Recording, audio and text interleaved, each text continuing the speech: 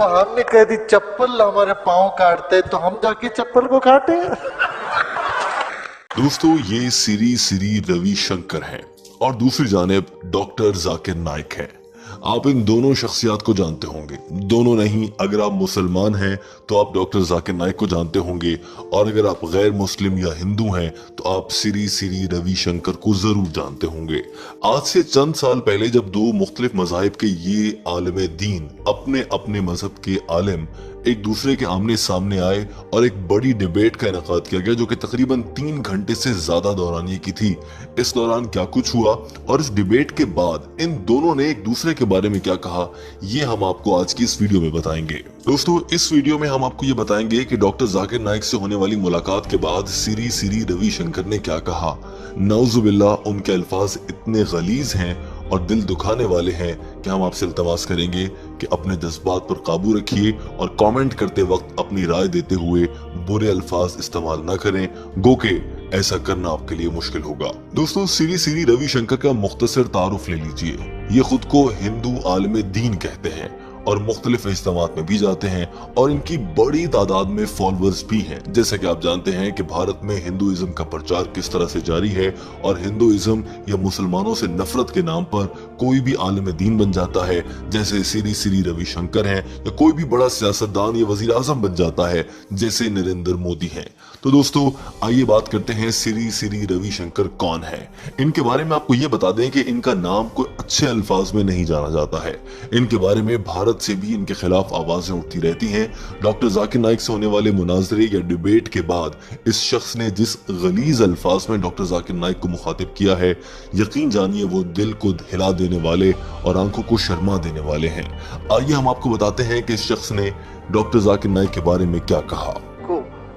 मूर्ख आदमी एक ग्लॉसरी पढ़ने वाला, इसमें ये में ये है 10वीं चैप्टर 6वीं श्लोक, 18वीं चैप्टर 5वीं श्लोक, ये सब गिनते जाओ ये सब। दोस्तों अपनी गुफ्तगू में सिरी रविशंकर ने एक मौके पर डॉक्टर जाकिर नाइक को अपने पाँव का चप्पल कहा और इसके अलावा ये भी कह दिया कि खाना काबा में जहां आज तवाफ होता है, दरअसल यहाँ पहले मंदिर था। अपने इज्तिमा से खिताब में सिरी रविशंकर ने डॉक्टर जाकिर नाइक के बारे में कहा, मैंने उससे कहा। दोस्तों आप जानते हैं कि किसी भी शख्स को, इज्जतदार शख्स को मुखातिब करने के लिए यहाँ पर उन्हें ये कहना चाहिए था कि मैंने उनसे कहा, बजाय इसके कि मैंने उससे कहा।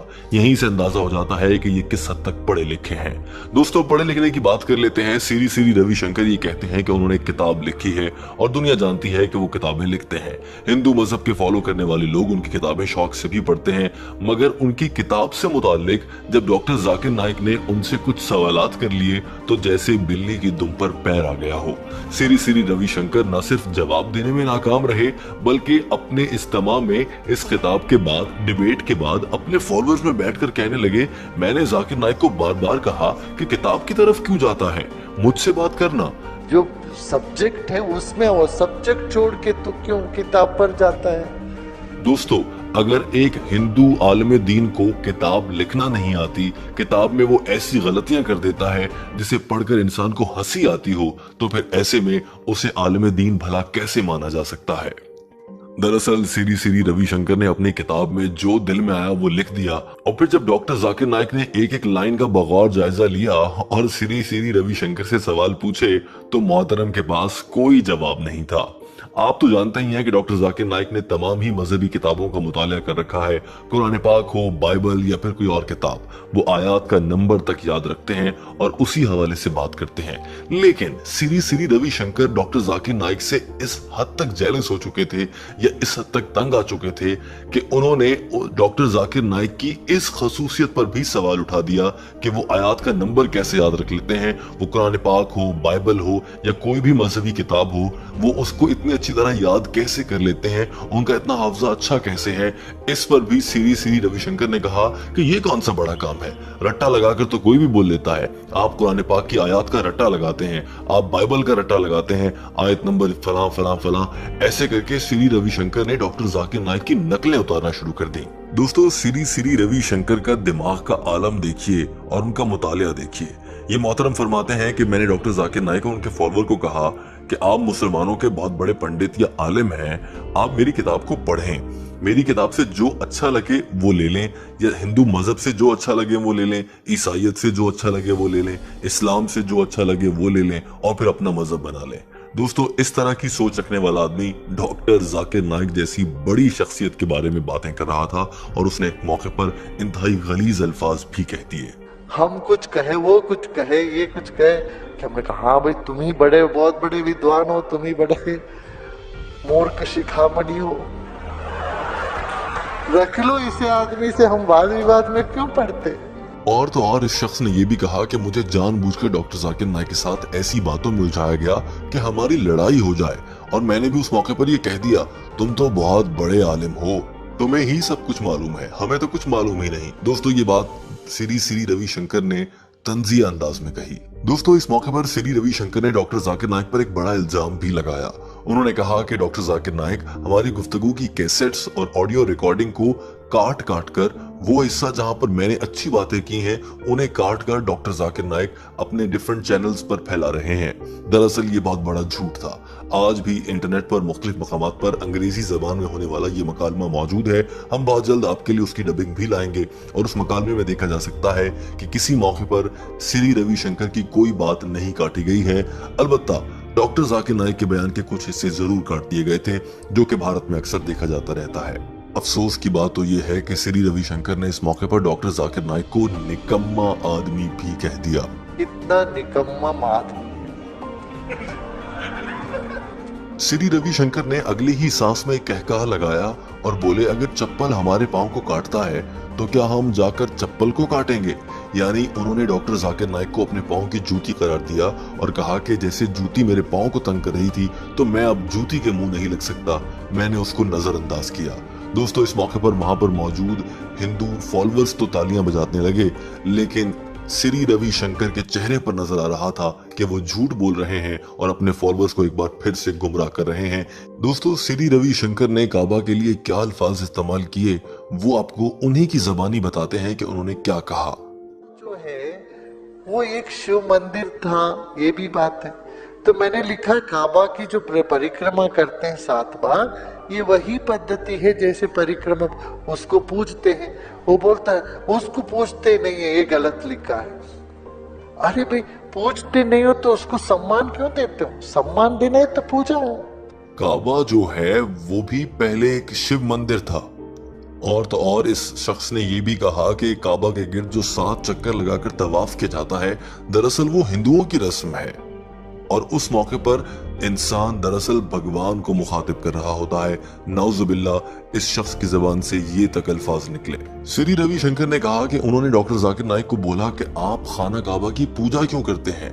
तो जवाब में डॉक्टर जाकिर नाइक ने ये कहा बकौल श्री रविशंकर कि हम पूछते नहीं, हम तो सिर्फ घूमते हैं। ये कहकर भी उन्होंने इस्लाम का मजाक उड़ाया और हॉल में बैठे हिंदू एक बार फिर हंसने लगे। श्री रविशंकर ने शेखी बिखारते हुए ये भी कहा कि जाकिर नाइक में इतनी अकल है कि वो ये समझते हैं कि जैसे खरगोश के भी 3 सींग हों।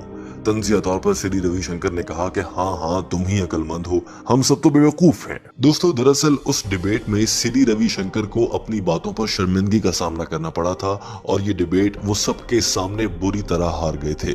और उसके बाद अपने इज्तिमा में आकर अपने फॉलोअर्स को वो ये कहने लगे, मैंने सोचा कि कहीं हिंदू और मुसलमानों का झगड़ा ना हो जाए, तो मैंने कहा कि ठीक है तुम जीत गए, मैं हार गया।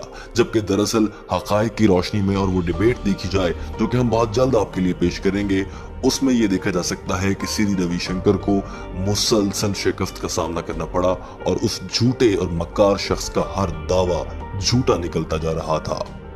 श्री रविशंकर ने एक और ये झूठ बोला कि मैंने अब फैसला किया है कि मैं इस तरह की किसी डिबेट में नहीं जाऊंगा, क्योंकि मुझे लगता है कि ऐसे लोगों के साथ बैठना वक्त जाया करना है। जबकि दरअसल बदतरीन शिकस्त के बाद श्री रविशंकर किसी को मुंह दिखाने के काबिल नहीं रहा। यही वजह है कि वो अब डॉक्टर जाकिर नाइक के खिलाफ मुख्तलिफ महफिलों और इज्तिमात में मुगल्लिजात बकता फिरता है। दोस्तों, अब आ जाते हैं वीडियो के उस हिस्से में जिसमें हम आपसे एक सवाल करते हैं, लेकिन उससे पहले हम आपको ये बताना चाहते हैं कि इस डिबेट के बाद श्री रविशंकर के लिए डॉक्टर जाकिर नाइक ने क्या अल्फाज इस्तेमाल किए थे, वो वीडियो बहुत जल्द आपके लिए पेश कर दी जाएगी और आप ऊपर दिए गए लिंक पर क्लिक करके वो वीडियो देख सकेंगे। दोस्तों, अब आपसे पूछ लेते हैं आज का अहम सवाल, जिसका जवाब आप बहुत शौक से देते हैं। दोस्तों हमारा आपसे सवाल ये है कि आपके ख्याल से क्या डॉक्टर जाकिर नाइक और श्री रविशंकर के दरमियान एक बार फिर से नई डिबेट होनी चाहिए? ये डॉक्टर जाकिर नाइक को चाहिए कि वो ऐसे शख्स से मिलने से इनकार कर दे। और दूसरा अहम ये सवाल है, क्या भारत में इस शख्स की तकारीर पर पाबंदी नहीं आयद होनी चाहिए जो मुसलसल झूठ बोलता है और लोगों को गुमराह कर रहा है? दोस्तों अपने कमेंट के जरिए अपनी राय का इजहार कीजिए। हमें मालूम है कि आपके दिल बहुत दुखे हैं इस गलीज शख्स की बातें सुनने के बाद, मगर आप दिल और जज्बात पर काबू रखते हुए अच्छे अल्फाज में तनकीद जरूर करें, मगर गालम गलोच से इज्तनाब करें।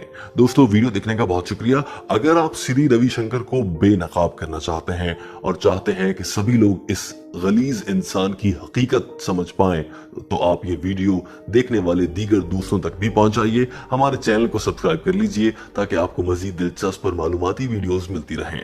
वीडियो देखने का बहुत शुक्रिया।